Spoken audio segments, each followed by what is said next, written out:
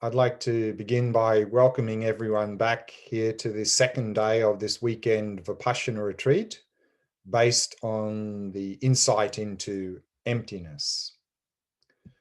This is the fifth of 8 sessions in total.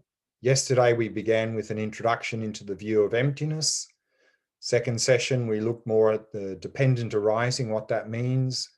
Third session was how we make boundaries and how that is really the cause of all of our mental afflictions and suffering. And then how to find that middle way between the two extremes in the last session. And the main emptiness practice we did yesterday was focusing on me, the person. Where is this me that seems to be here? Whereas today we'll shift the focus to primarily looking for the mind. Hence, this session's called Nature of Mind. In the next session, we'll look at a short-term strategy to accompany our Vipassana practice of emptiness. Then in the third session, a summary of the Vipassana practice and the stages of progress in the Vipassana practice. And last session, looking at the importance of an integrated approach with these 3 areas of practice that we've been looking at in these 5 retreats of shamatha, vipassana, and compassion. In this session, we'll begin as normal with a meditation, and we'll begin with a meditation to get a more flavor of what is emptiness and what is dependent arising based on the body. Very similar to the practice we did yesterday regarding the body. Following that, we'll start with a review of some of the main points from yesterday. Then we'll look at emptiness practice. How do we go about actual emptiness practice? What should we investigate? Then we'll have a little introduction into the mind. What is the mind? What are some of the characteristics of the mind? Before we go to a meditation where we look for the mind to come to an insight that the mind is, like everything else, is also not findable. It doesn't exist independently. And then time for question and answer at the end of the session. Let's begin with that meditation. We'll be using that same quote from the Heart Sutra that we used yesterday. Form is empty, emptiness is form, emptiness is not other than form, form also is not other than emptiness. Form aggregate here is really referring to the body. So what this is really saying with respect to the person is that the body is empty, emptiness is the body, emptiness is not other than the body, and the body also is not other than emptiness. And we'll investigate the body in terms of emptiness and also in terms of dependency, dependent arising, to really deepen our understanding and experience of those two things. So let's begin the meditation.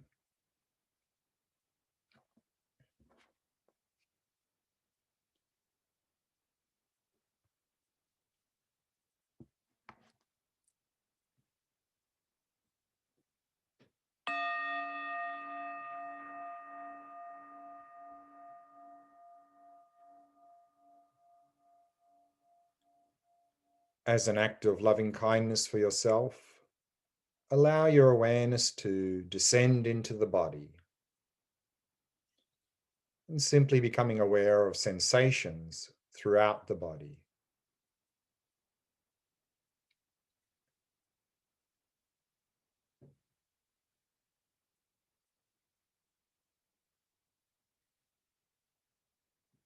And using the out breath to relax and release any tightness or tension in any part of the body.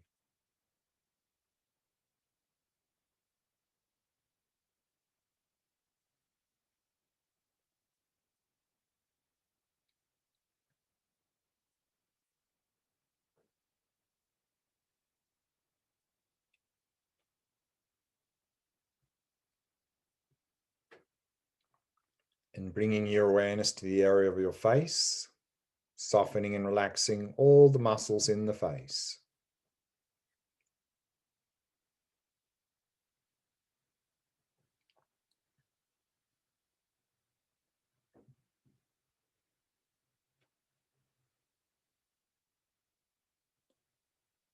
In this way, allowing the entire body to become completely relaxed, completely at ease.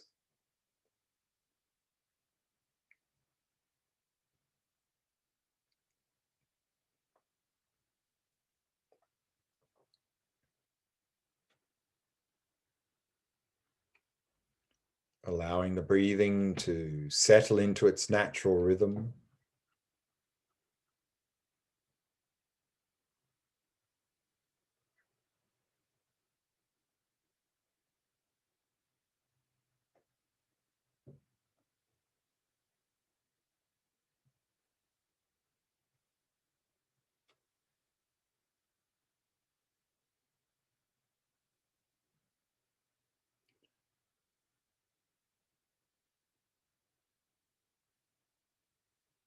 And not dwelling in the past, not anticipating the future. Simply releasing all thoughts and allowing the mind to come to rest in the stillness of the present moment.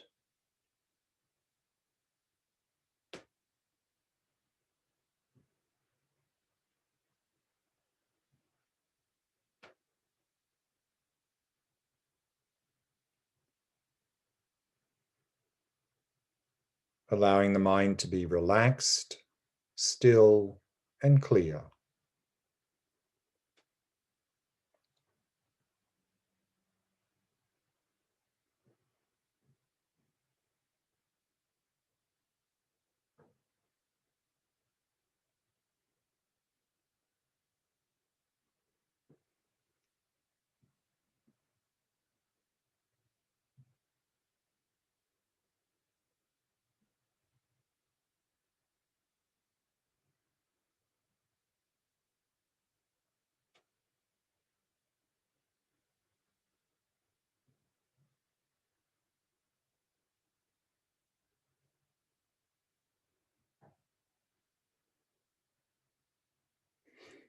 Let's now look at emptiness and dependent arising on the basis of the body.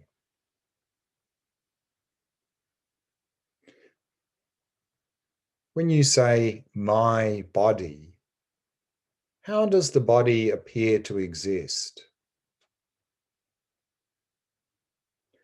Does it seem to be a single thing, existing objectively, existing from its own side?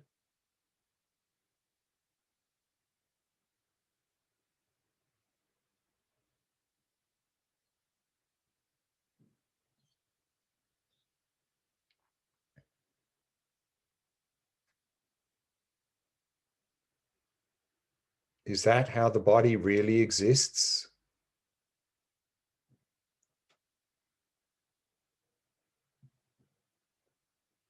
If it exists objectively from its own side, we must be able to find it.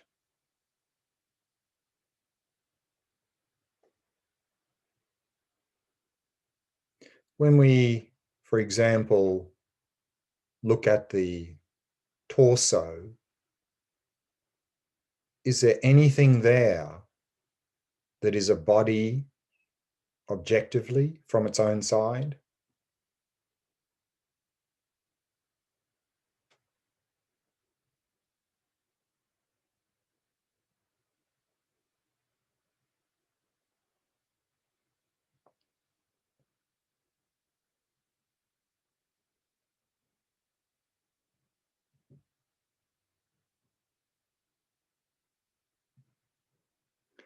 And is there a body to be seen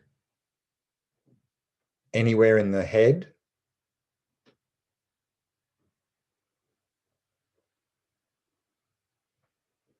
Is anything there from its own side a body?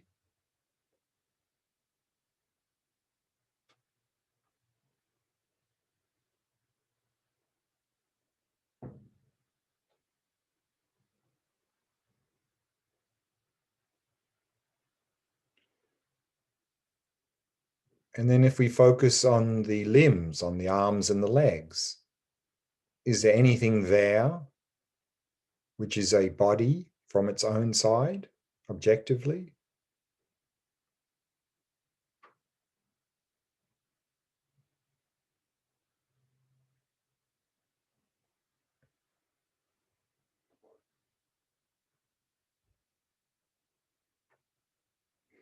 No matter where we look, all we see is parts of a body.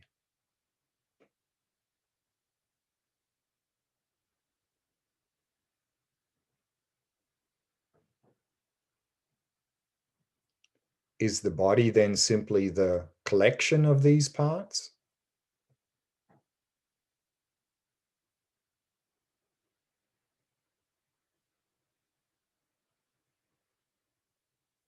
Each part is not a body.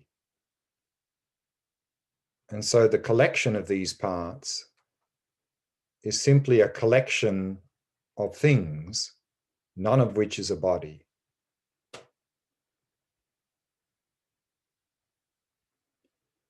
Where is there a body to be found objectively amongst a collection of things, none of which is a body?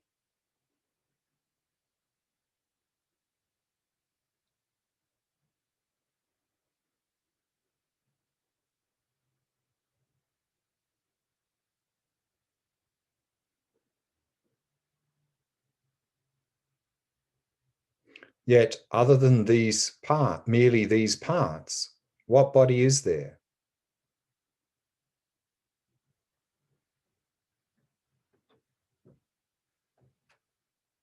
Hence, the body is empty. It's not findable.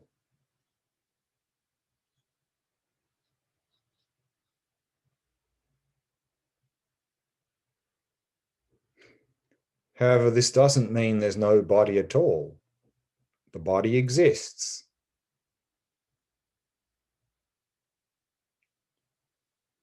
And because the body is empty, it can appear and exist. Hence, emptiness is the body.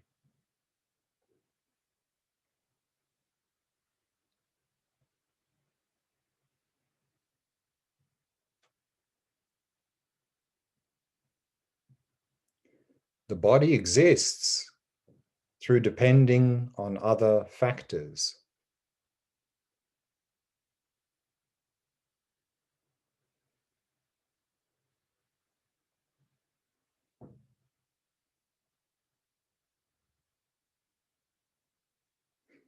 It exists depending on causes and conditions, such as all the bodily processes that are going on.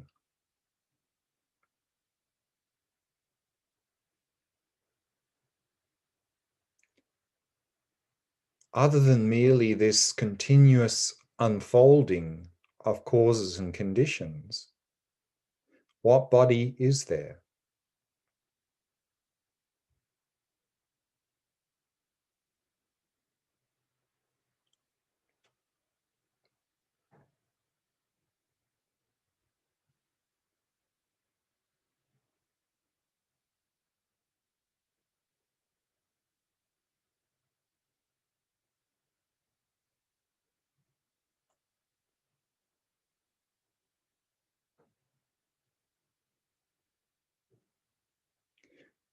And the body exists depending on its parts, such as the head, chest, and limbs.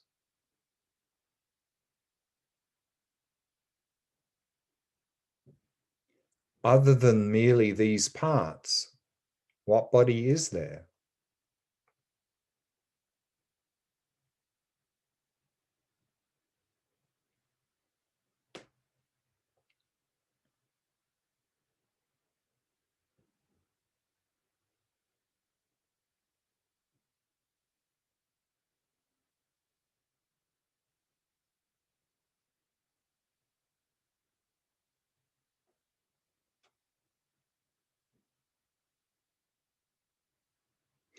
And the body exists as simply being merely labeled, depending upon these parts. other than being merely labeled, what body is there?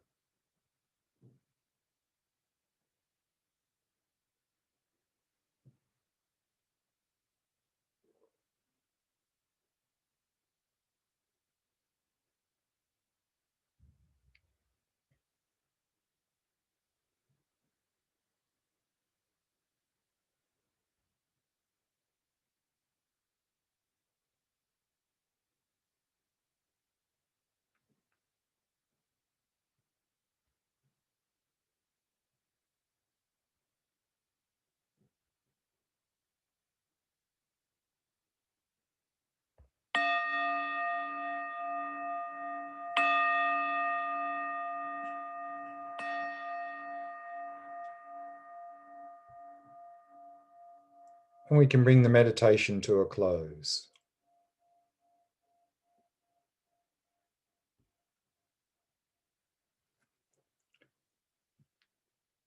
Let's begin with a short review of some of the main points from yesterday. And we'll begin with this quote that we had yesterday from John Wheeler, one of the greatest theoretical physicists of the 20th century, where he said, "Useful as it is under everyday circumstances to say that the world exists out there, independent of us, that view can no longer be upheld. There is a strange sense in which this is a participatory universe." And this is effectively what the Buddha was teaching in these perfection of wisdom teachings, which build on the Four Noble Truths. Here he taught that the world does not exist as it appears. Even though there seems to be an independent objective world out there, there is no such world. There's no independent subjective me here. And so therefore, our fundamental ignorance that we need to overcome is this grasping to independent existence. And therefore, in the wisdom of Vipasshyana practice, we come to realize that everything is empty of independent existence. This is emptiness, or in Sanskrit, shunyata. And by coming to realize emptiness, we can overcome all mental afflictions, suffering, and achieve the goal of full enlightenment. We saw there that this term independent existence, there are a couple of terms that are often used to describe this. Probably the most common one is inherent existence. The idea being there that things are self-existent, that the world is made up of many separate, discrete things, each having its own unique nature of being that thing. Another term commonly used is things existing from their own side, having the idea that they exist without the need of an observer, existing objectively. And true existence is existing in the same way in which it appears. Things appear to exist independent of us, and if they actually exist in that way, they would be true, have true existence. However, here in these perfection of wisdom teachings, the assertion is that that's not how things exist. And the reasoning here is that things are empty of inherent existence. In other words, they're not independently existent because they are dependent arisings. They exist dependently. We saw there that dependent arising, that things come into existence dependently in three ways. They come into existence through causes and conditions. They come into existence through parts, and they come into existence through labeling. In other words, for that labeling is imputation, designation, or conception. And here we had this term that's commonly used is things are merely labeled. They only exist. There's nothing more than existing within our conceptual framework, meaning that things only exist relative to an observer. They do not exist from their own side, independent of an observer. And that's something also we find a little bit in quantum physics. Now, there is a branch called quantum cosmology where they apply quantum physics principles to the macroscopic universe. And when they did that, what they found was that when they applied those equations to the macroscopic universe, time drops out of the equation. There's no time, so there's a dead universe. And time only comes into the equation if you introduce an observer. And we see this here from Andre Linde, professor of physics at Stanford University. And he says, without introducing an observer, we have a dead universe, which does not evolve in time. And this re-emphasizes the role of the participant in the self-observing universe of quantum cosmology. The universe comes alive, i.e. time-dependent, only when one divides it into two parts, a subjective observer and the rest of the objective universe. And the wave function of the rest of the objective universe depends on the time measured by the observer. In other words, the evolution of the universe and everything in it, including life itself, is possible only with respect to the observer. So that's something very interesting, I find, and very closely correlates with the view of emptiness that we're discussing here.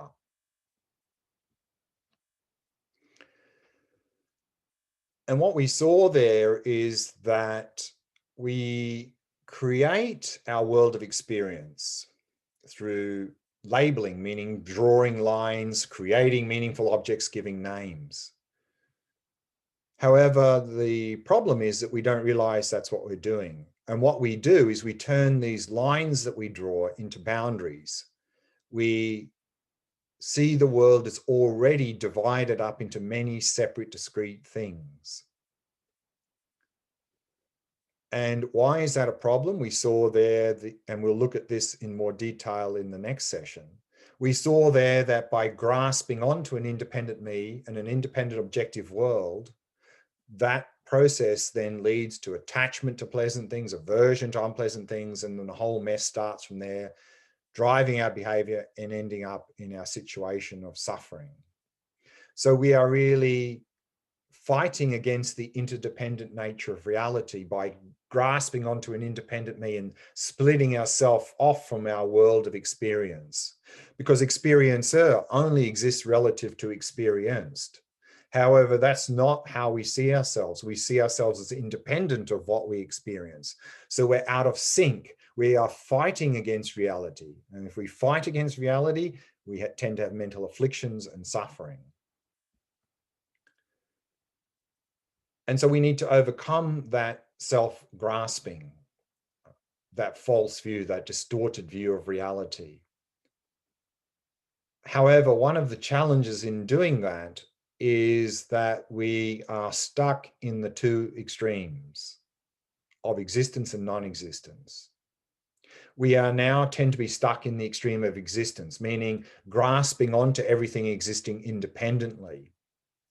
And if we investigate this supposed independent me and world that seems to be there, and we come to see there's no independent me or independent world, i.e. we come to an insight into emptiness, then we often wrongly interpret that experience to mean, well, then there's no me and no world at all.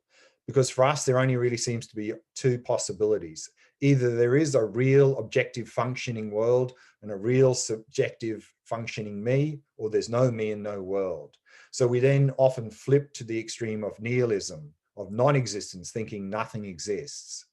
And the way to overcome that extreme is through dependent arising, understanding that ourselves and the world are dependent arisings, existing through causes and conditions, parts, labeling, and so forth. And so what we are trying to do here with this insight into emptiness is find that middle way between the two extremes. And we saw there the quote from Nagarjuna is saying that that which arises dependently and relatedly is explained as being empty. And that which is empty is dependently designated. This is the middle way path. Therefore, to find that middle way is if we can really appreciate that emptiness means dependent arising means emptiness. In other words, because things are empty, things function. Because things function, they must be empty. This is the middle way view. This is a correct view of emptiness. If our investigation of emptiness leads us to the conclusion, therefore, there can't be a functioning world, then we haven't got the correct view of emptiness. We're falling into the extreme of nihilism. So that other quote we saw there is, whoever invalidates the emptiness of dependent arisings invalidates all the conventions of the world. Now, in terms of emptiness practice, so how do we go about coming to this insight into emptiness? One classic approach to doing this that's often emphasized is when we begin our Vipassana practice of emptiness, we first begin by investigating me, the person, because that's where we start to go wrong, by contracting around the me part of the experience and grasping onto an independent me, and therefore grasping onto an independent world. And one way to investigate me, the person, through this approach called the 4 essential points that we looked at yesterday. And the most important point here is that first point, identifying the target, to get a clear picture of how we seem to exist. How does the me appear to exist? This is the most important point. This we need to get a clear picture of, because we're going to look for this me, this independent me that really seems to be here. Therefore, if we're going to look for it, we better have a clear picture of how that me seems to exist. Otherwise, when we search, the search will be inconclusive and we'll just get confused and not really come to any conclusion about whether or not the me exists objectively or not. Therefore, if we can get a clear picture of how we see ourselves existing as a me existing here objectively from its own side, then we look for that me to see if we can find it anywhere. And it can only either be the same as the body and the mind, or different than the body and the mind. And if we look in those two places and we don't find the me, that means the me cannot exist. The findable me cannot exist. And if we get to that point of not finding after doing that conclusive search, then rest in that experience of not finding. That's an experience of emptiness. Here we saw that one of the areas that we tend to go astray in this practice is that not only do we often not have a clear picture of the me, and therefore we just get confused when we start to look, but often what happens is we turn it into an intellectual exercise. So rather than looking for the me that we're grasping onto in our experience, our intellectual mind starts to think about, well, how do I really exist? And then we come up with all sorts of answers based on our belief systems, that, oh, yes, I'm really the soul, or I'm subtle mental continuum, or I'm just subtle vibration. And then we're not being an empirical scientist. We're just coming up with some belief system, which may or may not be accurate. But we want to investigate. So we need to be like an empirical scientist and leave our belief systems out of this investigation and simply observe directly through our experience. Can we find this me that really seems to be here? That's where we begin, or what's often recommended to begin emptiness practice. And then, having had some experience of emptiness with respect to a person, then we can apply that investigation further afield. And often it's recommended then to go within the basis of the person, the body and the mind. We've just done now, and yesterday already, looking at the body. And so now we're going to start to look a little bit more about the mind. Is there an objective mind? The mind really seems to exist from its own side, existing here objectively. But can we find that mind? That's what we're going to look at. With this similar approach we find in the Heart Sutra that we quoted earlier. Very early in the Heart Sutra, it says to behold those 5 aggregates also as empty of inherent nature. The 5 aggregates here simply means the body and the mind. So what the Heart Sutra is saying is, not only do we find the person empty of inherent nature, but also the basis of the person, the body and the mind, is empty of inherent nature. Then we had the quote about form is empty, emptiness is form. This is regarding the body. Immediately following that in the Heart Sutra, it says, in the same way, feeling, discrimination, compositional factors, and consciousness are empty. Those four things together is the mind. So we see the similar sequence in the Heart Sutra: person, body, then mind. Before we go into the Vipassana practice looking for the mind, let's have a short presentation of what do we mean by mind before we go into that practice. Terminology. There are a number of terms used here. Mind is the most common term, which is a translation of the Sanskrit term chitta. And this is a sort of a fairly general term. When we use this word chitta or mind, it's a general term. Two other terms that are commonly used in this context is consciousness, which is a translation of the Sanskrit term vijnana. And consciousness has sort of the more specific meaning of knowing, perceiving. And then we also have a word awareness, which is a translation of the Sanskrit term vijja. This has sort of the connotation of knowing, of seeing. Now, when we speak very generally, these three words or terms can be used interchangeably. Mind, consciousness, awareness are equivalent when we speak generally. However, each of these terms in specific instances or specific cases are used slightly differently, and then they take on a little bit of a different meaning. We need to be aware of that and be careful not to get confused because of that. Particularly this term awareness is heavily used in Buddhist context, and depending on the context can mean many different things. And what we find is in the Dzogchen and Mahamudra systems of practice in Tibetan Buddhism, these two terms, mind and awareness, are mutually exclusive. Meaning if it's mind, it's not awareness. If it's awareness, it's not mind. Now that's because in this context of Mahamudra and Dzogchen, when we use the word mind, it refers to a more coarse level of mind, what's called the conditioned consciousness. Whereas when we use the word awareness, we're really referring to the deepest level of our mind, the very subtle level of mind. And hence these are mutually exclusive. Mind is the more coarse level, and awareness is the most subtle level of our mind in these systems of practice. Let's have a look at a few features and characteristics of the mind before we go to the meditation. First, we can begin with a definition of mind. A very simple definition of mind is that which is clear and knowing. Sometimes translated as mind is that which has clarity and awareness. And in this two-word definition, the first word is describing the entity of the thing, and the second word is describing the function. What does this thing do?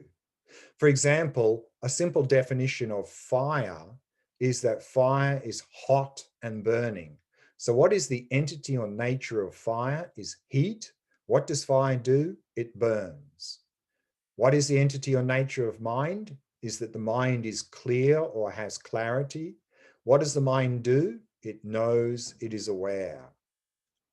This word clear or clarity implies at least two things here. Firstly, because the mind is clear or has clarity, implies that the mind is not physical. So the mind is not the brain, a property of the brain, a function of the brain. It's non-physical. The second understanding of the word clear or clarity, because the mind is clear or has clarity, therefore that allows appearances to arise in it. A little bit like the idea that because a mirror is clear, reflections can appear in it. Because the mind is clear or has clarity, we can have thoughts, emotion, images, and so forth, memories appearing in the mind. What does the mind do? It knows, it is aware. In other words, it engages with appearances. The origin of the mind, where did the mind come from? As we saw earlier in terms of dependent arising, like everything else, the mind arises through causes and conditions. What is the substantial cause of our mind? Is the mind of the previous moment. The mind of a previous moment transforms into the mind we have now. And that transformation takes place through the cooperative conditions, that the various physical and mental processes at that moment contribute to the transformation of the previous moment of mind to the current moment of mind. Therefore, what we find here, as in classical physics, we have a theory of conservation of consciousness. In classical physics, we have a theory of conservation of mass energy. You can't create mass energy, you can't destroy it, you can simply transform it.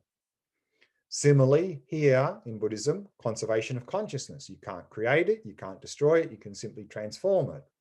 Therefore, one of the implications of this is that mind is beginningless and endless.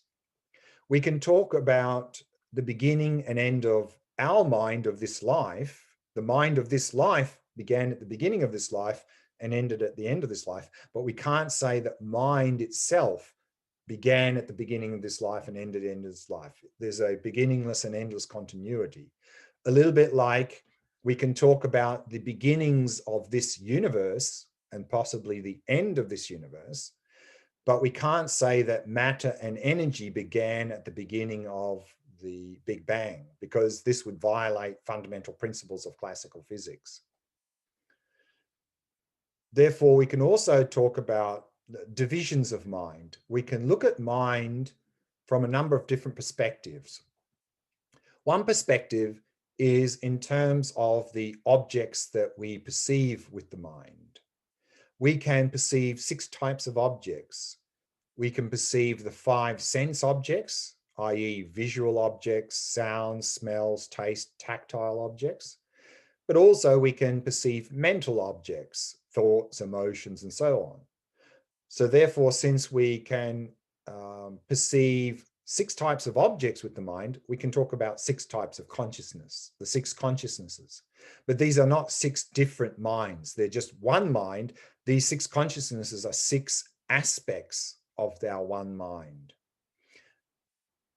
Also, we can talk about the mind in terms of levels. And generally here we talk about 3 levels of mind: coarse, subtle, and very subtle. And we'll look at that in a little bit more detail shortly, but the last point on this slide is, what is the nature of mind? And here we can talk about conventional and ultimate nature of mind. And we'll look at that also in the coming slide in a little bit more detail. So let's have a look briefly at levels of mind. We can talk about the coarse mind.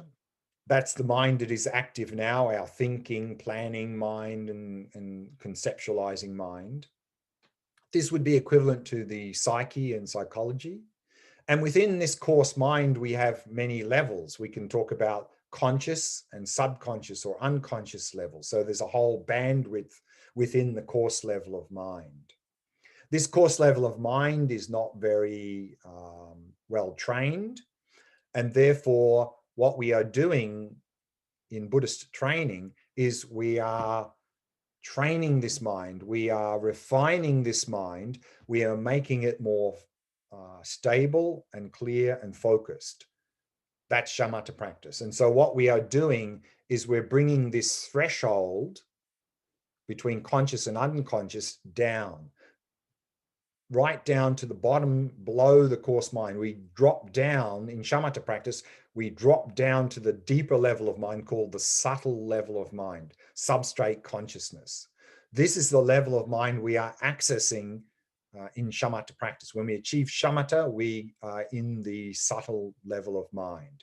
This is the ground state for the coarse mind. This is the level of mind from which all of our mental activities emerge and dissolve back into. And this is the level of mind we gain access to in shamatha practice. And then we use this subtle mind as the basis for VIPASHYANA practice to come to realize emptiness and then move along the spiritual path to enlightenment. But we can also talk about an even deeper level of mind, the very subtle level of mind, sometimes called primordial consciousness, sometimes called the mind of clear light, pristine awareness, Rigpa. It's given many different names. This very subtle level of mind is what we are trying to gain access to in Tantra or Vajrayana level of practice. And this is the ground state of consciousness, that all levels of subtle and coarse consciousness arise from this very deepest level. This level of mind is atemporal and non-local, meaning it's beyond time. Time literally emerges from this level of mind, and therefore it's non-local, means it's not individuated. Whereas the subtle and coarse mind is individuated. We can talk about my coarse mind, my subtle mind, but it's a little bit awkward to say my very subtle mind, because very subtle mind is not individuated. Individuation, like time and space and everything, comes out of this level of mind.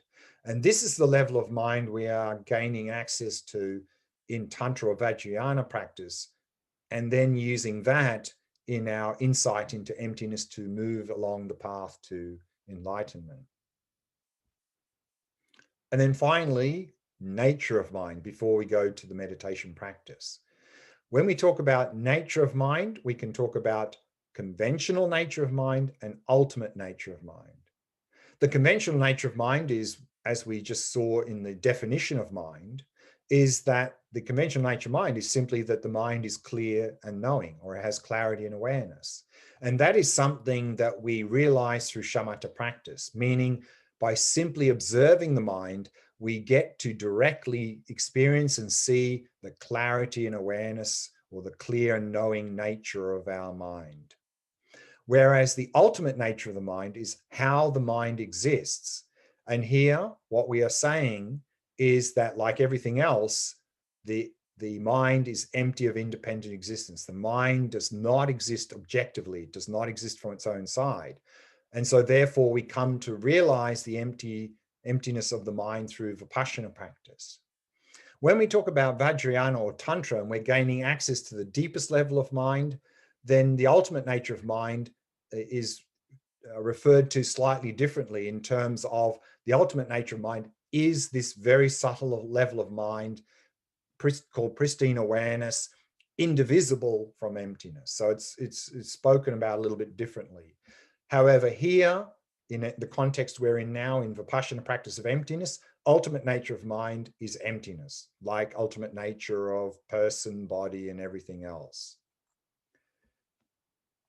And so that's what we're going to do now, is we're going to investigate the mind using as a basis the same quote that we used in the last session yesterday, this quote from Padmasambhava, the great Indian master from the 8th century, who brought Buddhism to Tibet, particularly this Dzogchen system of practice, which is really focusing on the nature of mind.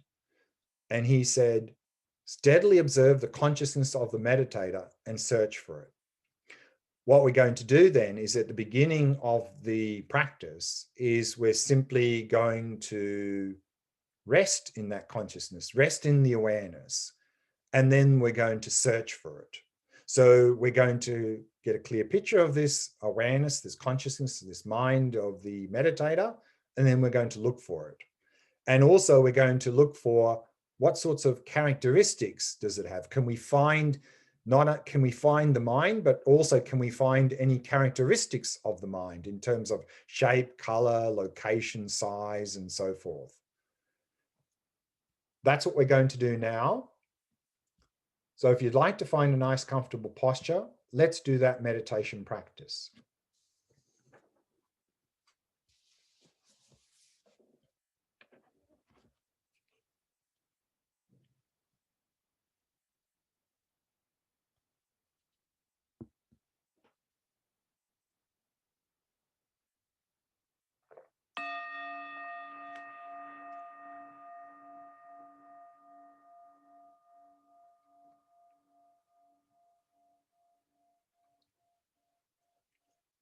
We begin, as always, by preparing the body, setting up a good posture. keeping the back nice and straight. And at the same time, allow the entire body to become completely relaxed.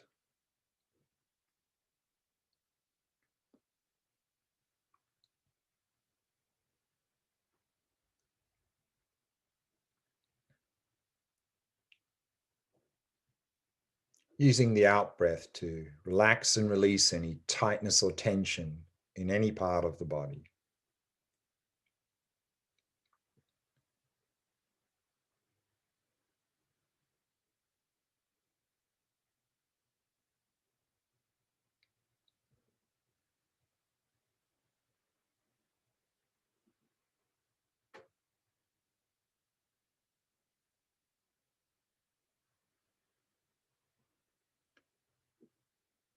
And having established a good posture, then keeping the body as still as possible, avoiding any unnecessary movement. Continually moving the body will distract us in meditation.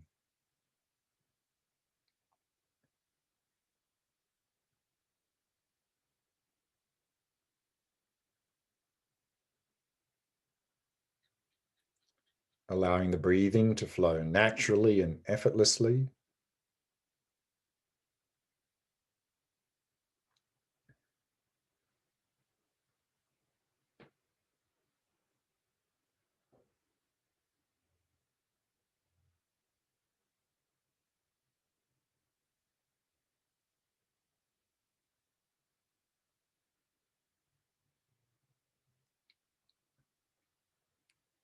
And setting the mind in a state of ease and relaxation.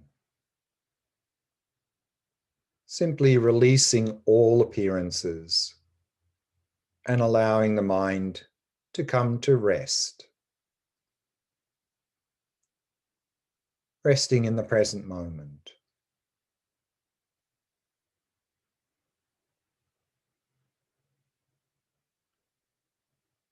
Resting in awareness itself.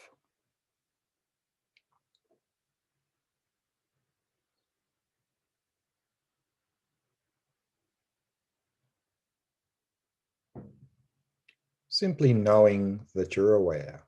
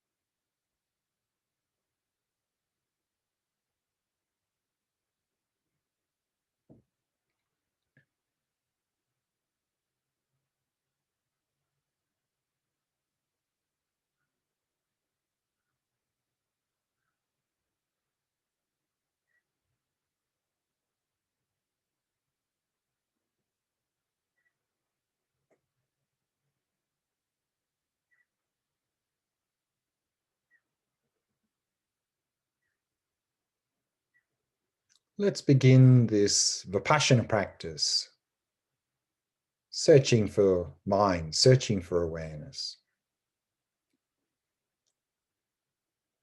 Where is this awareness that we're resting in? Where is it located? Is it located inside the body? Don't try to intellectually answer this question, just look.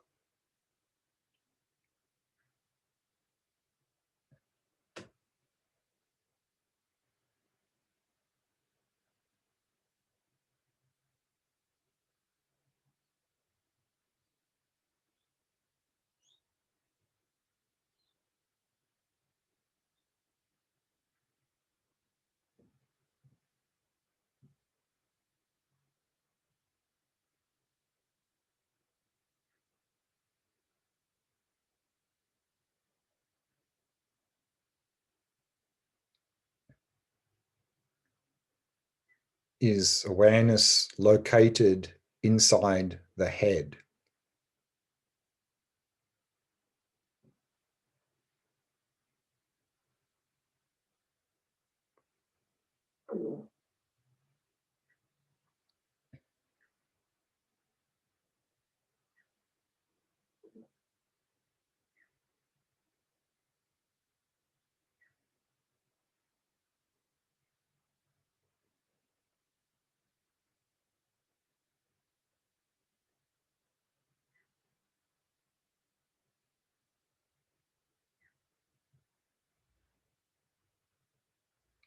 Is awareness located somewhere outside the body?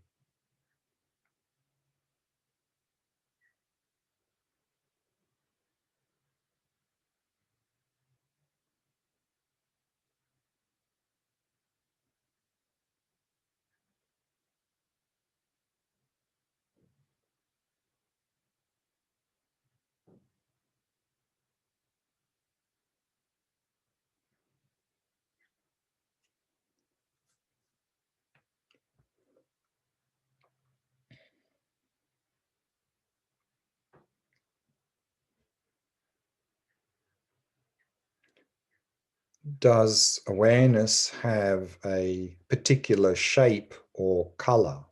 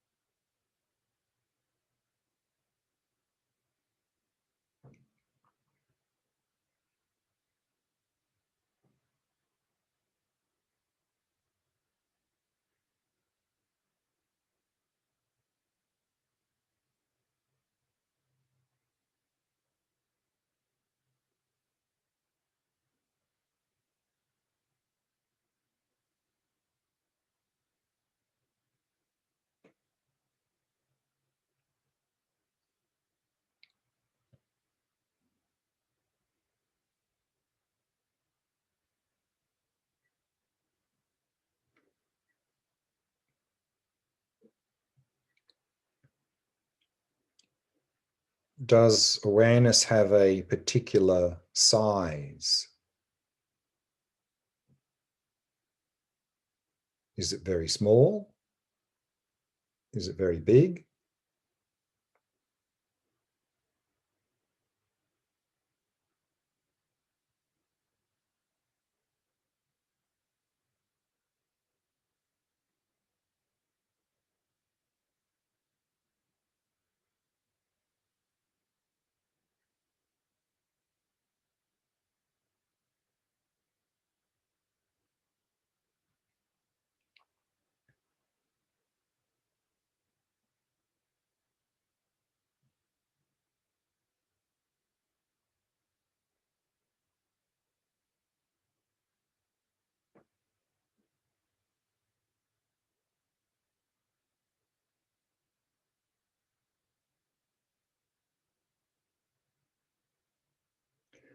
Does awareness have a center?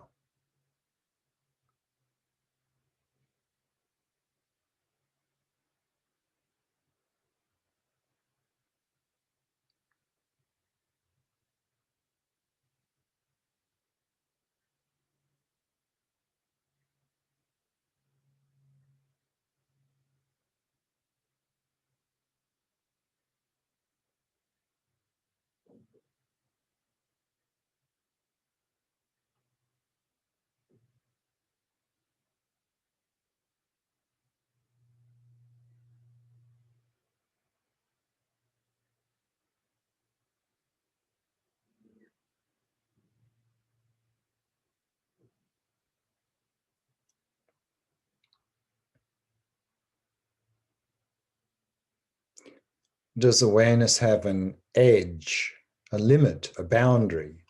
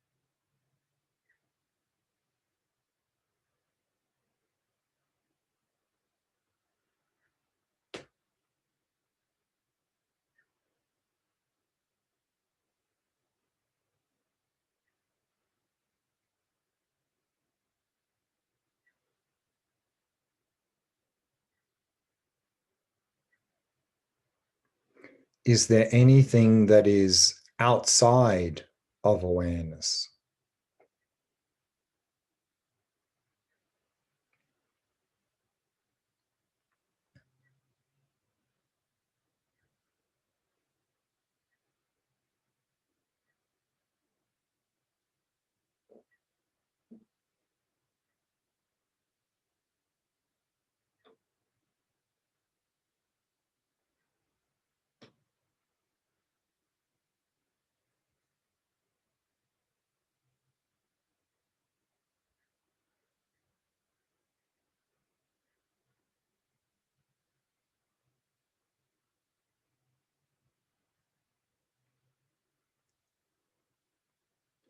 Then release all investigation and allow the mind to come to rest.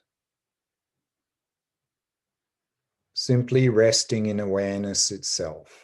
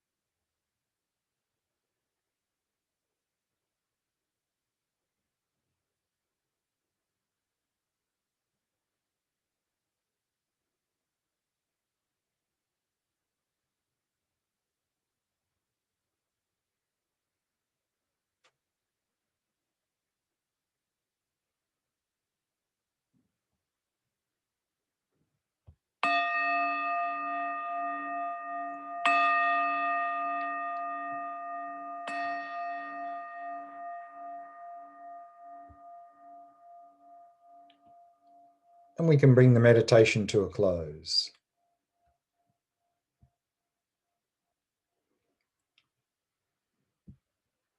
We've got time now for question answer. Anyone has any questions, ask away.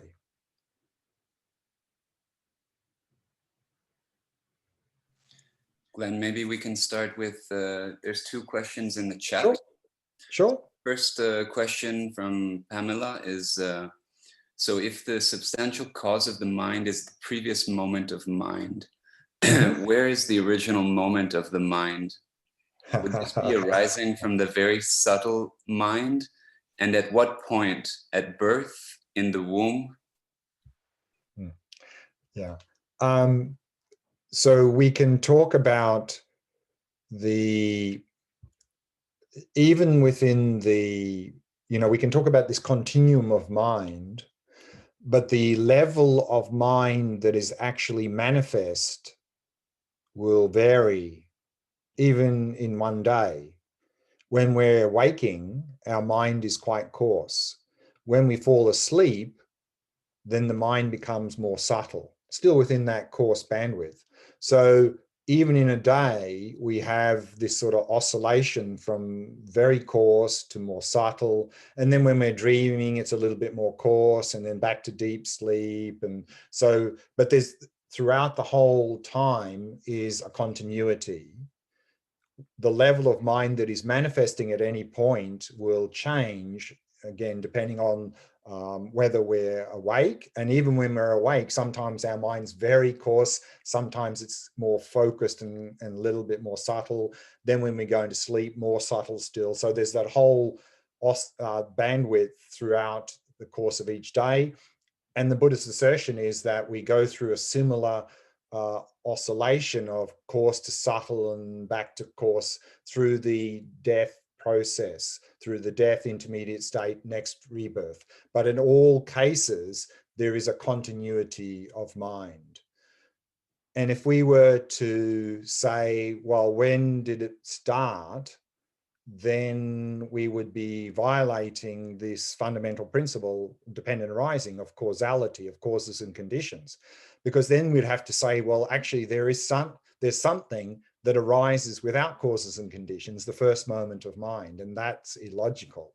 Similarly, as we saw in classical physics, we can talk about the beginning of this universe, but from a classic physics perspective, we can't really talk about a beginning of mass energy, because that would violate the fundamental principles of causality, of conservation of mass energy. So similarly, in a Buddhist perspective, you can't, I mean, we can talk about, again, the first moment of the mind of this life, but we can't really talk about the first moment of mind per se.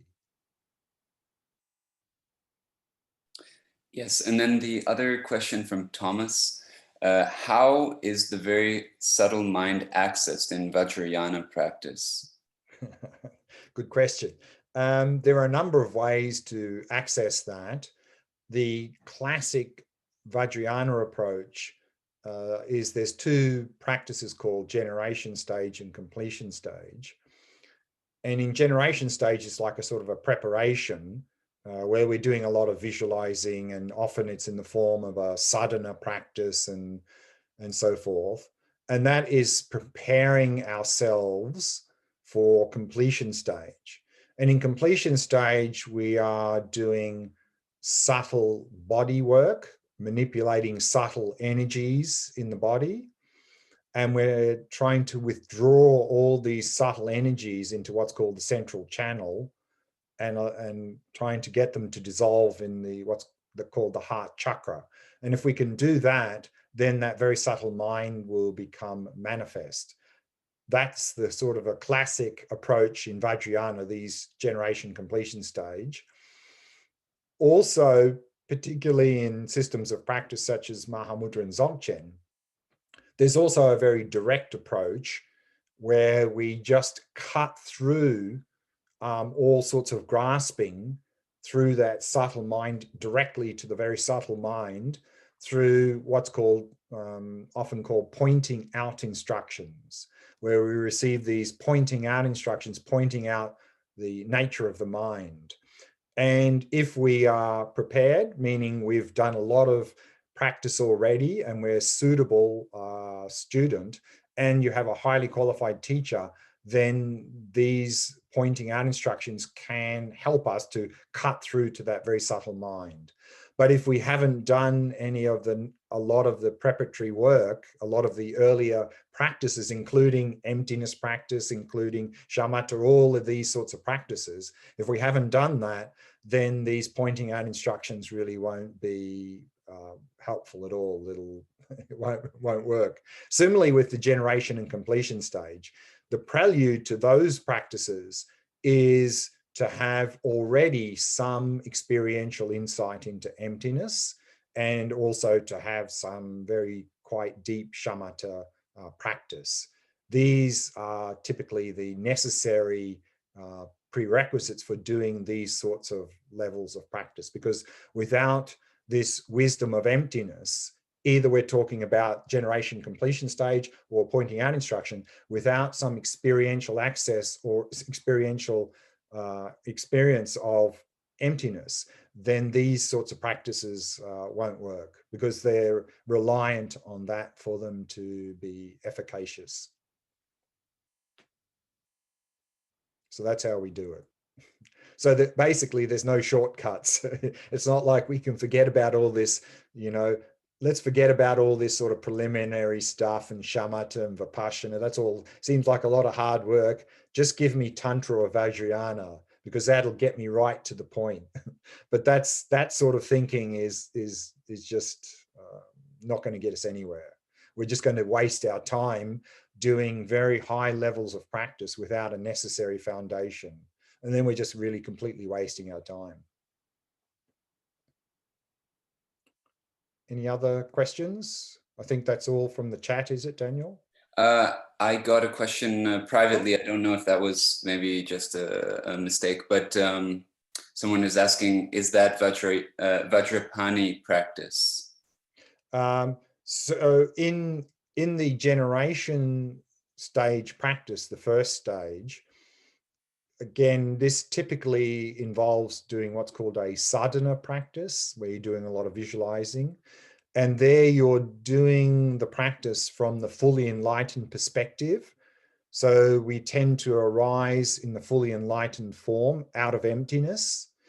And that fully enlightened form can take on many different flavors in terms of what's called deities. And some common ones that are practiced is Chenrezig or Avalokiteshvara in Sanskrit, Manjushri, Tara, and Vajrapani is one of those. Many different deities that we can practice. Vajrapani is one of those deities. Okay, yeah, I think we've from the chat for now. Okay, so if anyone has any questions directly they'd like to address on the Zoom, Hey, hi Glenn, hi. Yes. Thanks for the session. So my question was on dependent arising. Mm-hmm. So let's say, I have this laptop in front of me, Mm-hmm. and I'm the observer and I'm labeling it as a laptop. It's pretty much a bunch of plastics and electronics and all of that, right? Mm-hmm. So now I walk out of the room, I close the door behind me.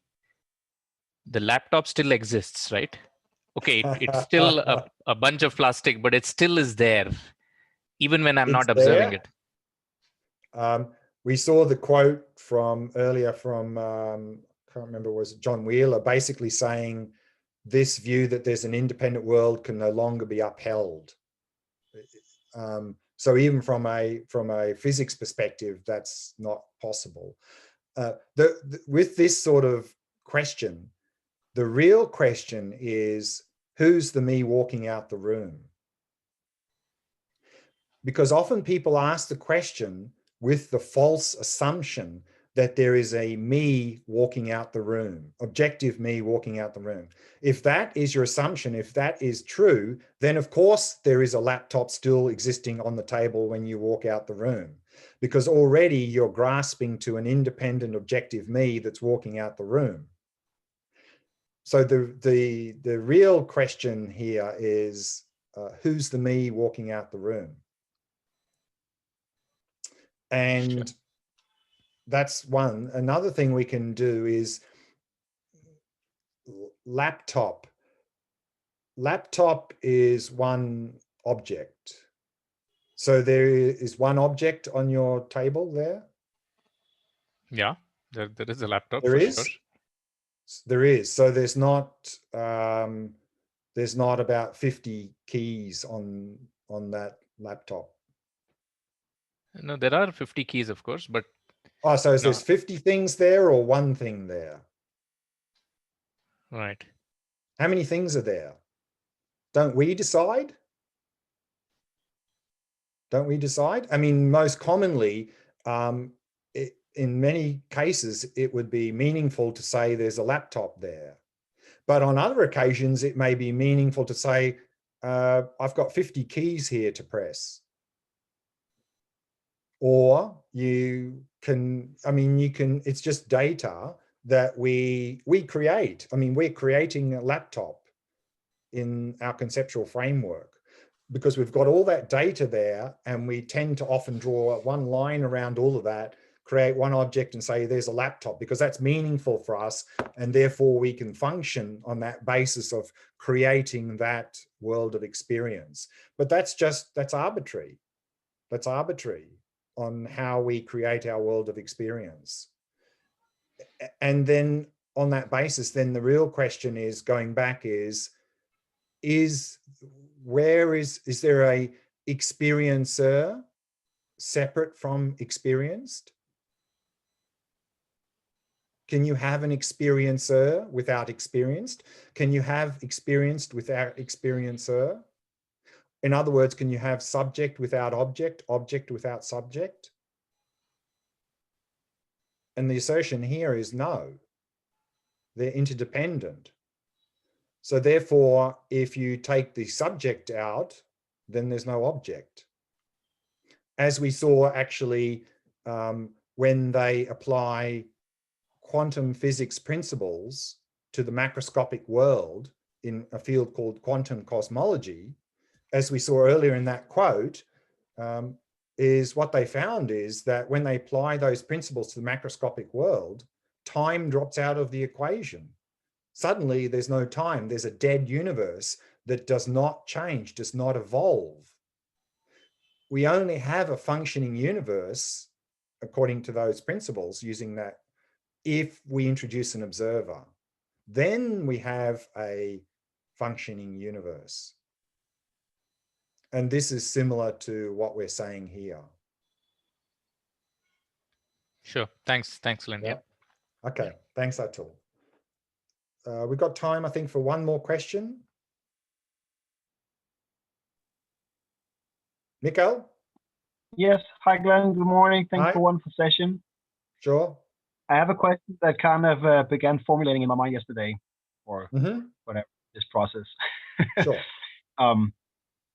I don't know really how to explain it, but so I'll just ask it the way the question arises Sure. in me, which is, in a way, I get a sense that when we talk about, person, mind, awareness, this picture keeps on arriving to me as at a sense of a gravitational pull. So what I'm asking is there anyone in Buddhist philosophy that you know of that talks about, I get that we're dependent arising, but we also have this sense of center, So has anyone spoken about this in relation to, even gravitational theory, of consciousness as having a pulse, like right. But it's very interesting you said we have a sense of center, but isn't that based on body? Not necessarily. No? So if you have no sense of body, and you're just resting in awareness, you have a sense of center?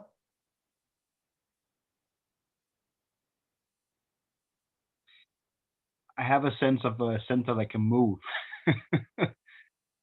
Like... Yeah, but I think, again, see, person is something labeled on the basis of body and mind. The body being physical has spatial location. So therefore, of course, in terms of body, we can talk about center, usually center of chest or center of the head or something. So that, yes, we can talk about center in terms of physical objects. However, the person is not a physical object, and neither is the mind. So does the mind have a center?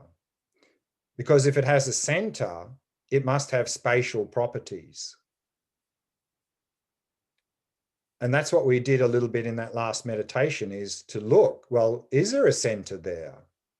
Does the mind have spatial properties? Does it have a size?